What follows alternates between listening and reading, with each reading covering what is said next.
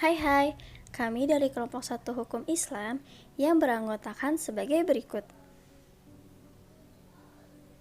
Kami akan mencoba membahas pandangan Islam terhadap korupsi bansos saat pandemi.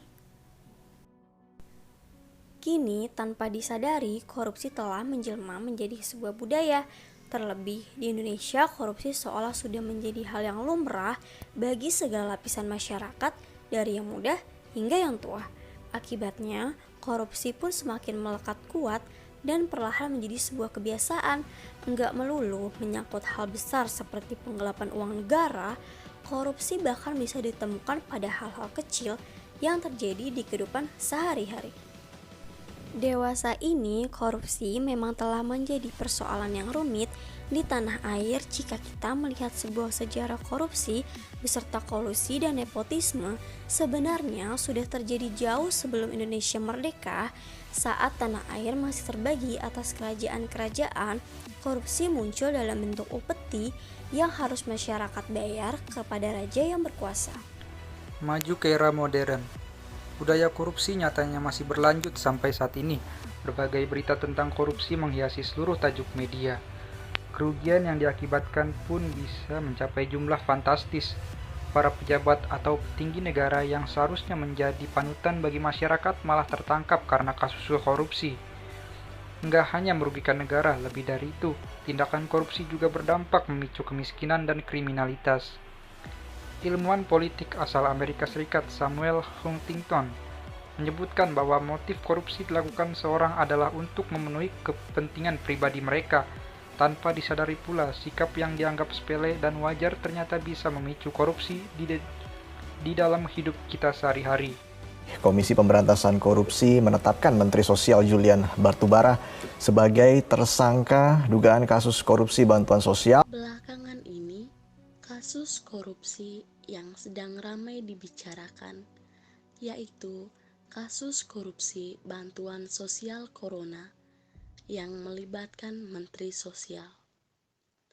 Komisi Pemberantasan Korupsi atau KPK mendalami kemungkinan uang yang mengalir ke partai politik dari hasil tindak pidana korupsi bantuan sosial atau bansos penanganan COVID-19 di wilayah Jabodetabek tahun 2020. Kasus tersebut menyeret nama Menteri Sosial Republik Indonesia nonaktif sekaligus politikus Partai Demokrat Indonesia Perjuangan (PDIP), Juliari Peter Batubara. Proyek bantuan sosial COVID-19 berupa paket sembako Rp300.000 di Kementerian Sosial tahun 2020 yang bernilai total sekitar Rp5,9 triliun diduga dikorupsi sebesar Rp20,8 miliar. Menteri Sosial atau Mensos Juliari Batubara diduga mendapat fee dari proyek tersebut Rp17 miliar. Korupsi yang dilakukan saat ini berkaitan dengan korupsi terhadap bantuan sosial atau yang disebut bansos yang diberikan untuk meringankan masyarakat yang terdampak pandemi COVID-19. Orang-orang terdampak di sini berarti orang-orang yang berusaha bertahan hidup di tengah situasi yang serba tidak pasti. Dalam hukum Islam sendiri, dengan tegas melarang korupsi. Pandangan hukum Islam terhadap korupsi bansos COVID-19 dijelaskan juga dengan pernyataan Nabi Muhammad SAW yang sudah mengantisipasi umatnya untuk mencegah terjadinya konflik kepentingan yang bisa melahirkan korupsi. Menurut Ketua Majelis Hukum dan HAM PP Muhammadiyah (MHH PPM) Trisno Raharjo menilai hukuman mati bagi koruptor bantuan sosial (bansos) di masa bencana tak melanggar HAM, asalkan menjatuhkan hukuman mati dilakukan dengan adil, jujur, dan tidak diskriminatif. Dalam pandangan beliau, KPK apabila setuju dan serius maka tidak boleh tanggung-tanggung dalam penegakan hukum. hukuman mati bagi koruptor bansos masih relevan. Dalam perspektif Islam, istilah korupsi dikenal dengan gulul dan terbagi menjadi 4 bagian, yakni riswah atau suap, sarakah atau pencurian, al-ghasisi atau penipuan, dan khianat. Islam sesungguhnya melarang keras perbuatan-perbuatan curang orang, apapun itu bentuknya, tertulis dalam surat Al-Baqarah ayat 188. Surat Al-Baqarah yang berbunyi, وَلَا تَأْكُلُوا أَمْوَالَكُمْ بَيْنَكُمْ بِالْبَاطِلِ وَتُدْلُوا بِهَا إِلَى الْحُكَّامِ لِتَأْكُلُوا فَرِيقًا مِنْ أَمْوَالِ النَّاسِ بِالْإِثْمِ وَأَنْتُمْ تَعْلَمُونَ. Allah telah mengingatkan hamba-hambanya untuk senantiasa menjauhi sikap gulul.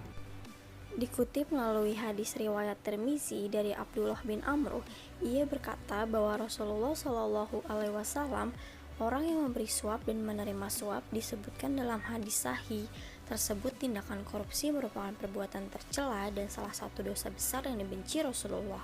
Sejatinya Allah tidaklah melarang sesuatu, melainkan di balik itu terkandung keburukan dan mudarat bagi pelakunya. Begitu juga dengan perbuatan gulul yang tidak luput dari keburukan. Fenomena korupsi memang telah menjadi persoalan pelik yang tidak kunjung usai di Indonesia. Nilai-nilai kejujuran dan kebenaran perlahan mulai terkikis dari masyarakat. Namun, hal tersebut lantas bukan membuat kita hanya tinggal diam. Bangsa ini bisa berubah jika kita mengubah cara pandang kita dengan meninggalkan budaya korupsi itu sendiri. Sebagai warga negara yang baik, sudah menjadi kewajiban kita bersama untuk selalu menegakkan keadilan dan berpartisipasi dalam memberantas korupsi. Kita bisa berperan menjadi kontrol sosial serta mendukung lembaga-lembaga resmi anti korupsi menjalankan tugasnya. Dan yang paling terpenting, kita juga dapat mencegah perilaku korupsi dimulai dari diri sendiri dengan menanamkan sikap malu mengambil hak orang lain. Dengan upaya pencegahan korupsi dari diri sendiri, nantinya akan tercipta individu-individu yang amanah dan jujur, sebagaimana sikap tauladan yang dicontohkan Rasulullah Shallallahu Alaihi Wasallam. Kesimpulannya, korupsi dalam Islam adalah perbuatan melanggar syariat. Syariat Islam bertujuan untuk mewujudkan kemaslahatan bagi umat manusia dengan apa yang disebut sebagai maqasidus syariah. Perspektif konteks ajaran Islam yang lebih luas. Praktik korupsi merupakan tindakan yang bertentangan dengan prinsip keadilan, akuntabilitas, dan tanggung jawab. Korupsi dan segala dampak negatifnya menimbulkan berbagai distorsi terhadap kehidupan negara dan masyarakat yang dapat dikategorikan ke dalam perbuatan kerusakan di muka bumi (fasad) yang sangat dikutuk Allah Subhanahu wa Ta'ala. Sekian penjelasan kelompok 1 Hukum Islam dengan judul Pandangan Islam terhadap Korupsi Bansos saat Pandemi. Terima kasih.